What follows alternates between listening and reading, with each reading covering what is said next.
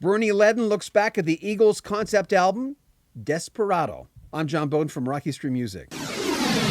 Well, Desperado was sort of a disappointment at first because it only reached number 41 on the charts while their debut reached number 22. And keep in mind, their last 4 albums, One of These Nights, Hotel California, The Long Run, and Long Road Out of Eden, all reached number 1. But it has gained ground since its release. First, we talk about one of my favorite tracks off Desperado, and Bernie Leadon explains the overall concept. Song 21 was released when I did the math, you were 25. And to me, that's it's sung like a mid-20s guy who just wants to live out his life. Well, okay, so this is kind of funny, and this is, there's always somebody usually in the business. I mean, when you're doing a project, there's usually people kind of going, well, I think we should do this, or why don't we do this? The Desperado album came about because somebody, I guess it was Ned Doheny, gave Fry or somebody a book on the Dual and Dalton Outlaw Gang, or gave to Jackson Brown or something. Anyway, so Jackson was involved. So what I remember is Jackson and J.D. Souther, Fry were all kind of playing around with this idea, and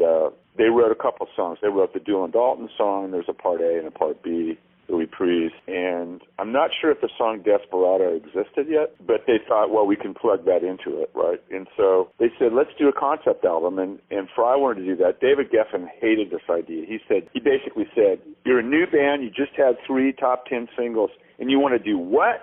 You want to do a cowboy concept album? You're out of your fucking mind. You're going to ruin your career. And we were like, yeah, but Fry said, we want commercial success and artistic pure approval. And, okay, whatever.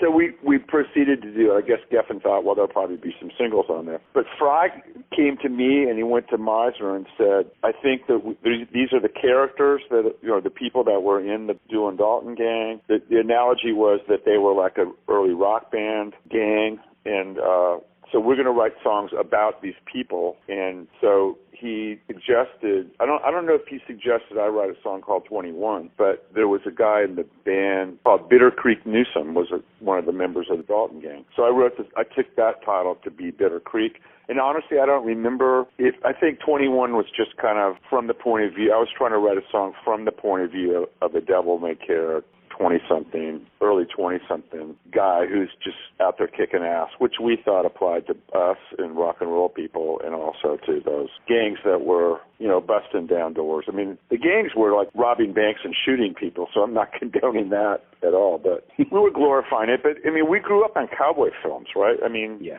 So, the whole cowboy ethic or myth was the whole go west, young man, that whole thing. And, a lot of people overseas apparently say about Americans, when they're being kind of erratic or pushy, is like, oh, you're acting like a effing cowboy, like, chill out, man. But it was part of the ethos that we all grew up in, and I imagine somebody from Alberta can identify with that. Yep. Go to Bernie Leadon online for more information on him. He's writing some new material, which is kind of exciting. He's got 8 tracks written so far, though he does say he throws out songs he doesn't really like. I guess he's notorious for doing that. We'll have more from him coming up next Friday. Make sure you comment on our video, subscribe to our channel, and share our videos. I'm John Beaudin from Rock History Music.